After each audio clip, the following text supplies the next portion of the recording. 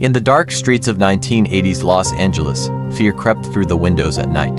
A shadow, moving silently, slipping into homes with no rhyme or reason. Men, women, the elderly, no one was safe.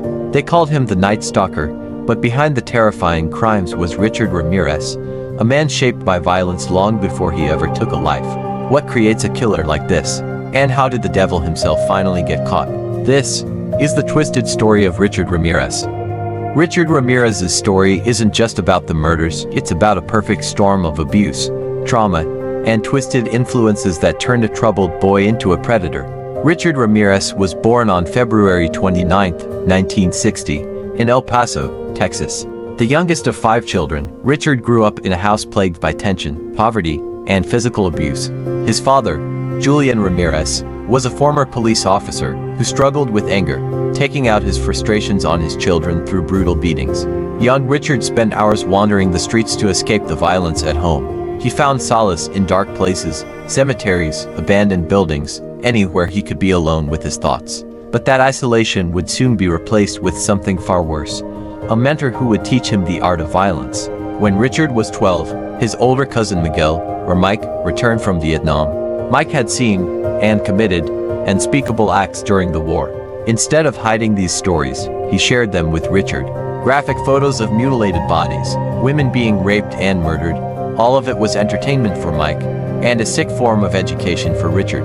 The defining moment came when Richard was 13. During one of his regular visits to Mike's house, a heated argument broke out between Mike and his wife. Right in front of Richard, Mike pulled out a gun and shot her in the face, splattering blood across the boy's clothes. That night, something changed inside Richard Ramirez. After the murder, Richard distanced himself from his family, bouncing between relatives. His older sister's husband, Roberto, introduced him to peeping, sneaking into backyards, spying through windows, and watching women undress. Roberto made it a game, but for Richard, it became an obsession. By the time Richard was 15, he was experimenting with LSD, stealing cars, and breaking into homes. His interest in Satanism grew, fueled by books and the belief that evil was power. The pieces were coming together, and Richard was becoming something far darker than a troubled teen. In the late 1970s, Richard Ramirez moved to Los Angeles, a city full of opportunity for someone who wanted to disappear into the cracks. He lived a transient life, sleeping in abandoned buildings, surviving on theft. He became skilled at breaking into homes, stealing whatever he could carry. But soon, it wasn't enough. His first known murder happened in 1984.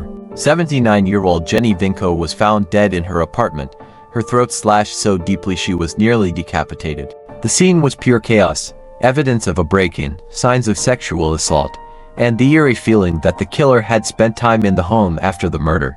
What made Ramirez different from most serial killers was his randomness. Most predators have a type, a victim profile, but Ramirez didn't care. Women, men, the elderly, children, anyone was fair game.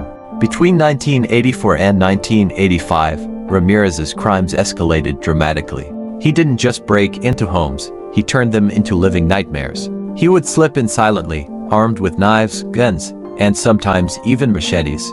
Victims were tortured, raped, and brutally murdered.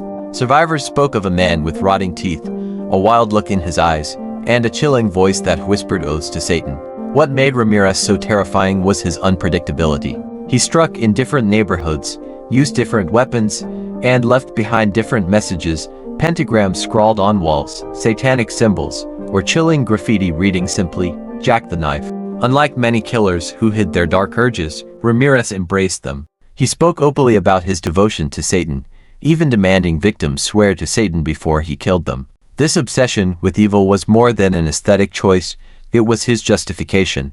In his mind, he wasn't a serial killer, he was a soldier for hell. By the summer of 1985, Los Angeles was in full panic. The media dubbed him the Night Stalker, and for the first time, the city felt truly vulnerable. No one was safe, from the suburbs to the city center, doors were double locked, and families slept with weapons under their beds. The police knew they had a monster on their hands, but tracking him down was nearly impossible. Ramirez left behind fingerprints, shoe prints, and even DNA, but with no centralized database, connecting the dots was slow and frustrating. The break finally came in August 1985. Ramirez broke into a home in Mission Viejo, but this time, one of his victims survived, and they got a glimpse of his car. A neighbor spotted the license plate, giving police their first real lead. Investigators discovered the car had been stolen, but it had already been abandoned. Inside, they found a fingerprint, one that matched Richard Ramirez, a drifter with a long rap sheet of petty crimes. For the first time, they had a name to go with the monster. On August 30th, 1985, Ramirez's mugshot was released to the press. His face was everywhere, newspapers, TV, even flyers on street corners. The next day, Ramirez stepped off a Greyhound bus in East Los Angeles, unaware that his face was now infamous. He walked into a convenience store, and a group of customers recognized him instantly. Someone shouted, "It's him, the Night Stalker," and the entire neighborhood sprang into action.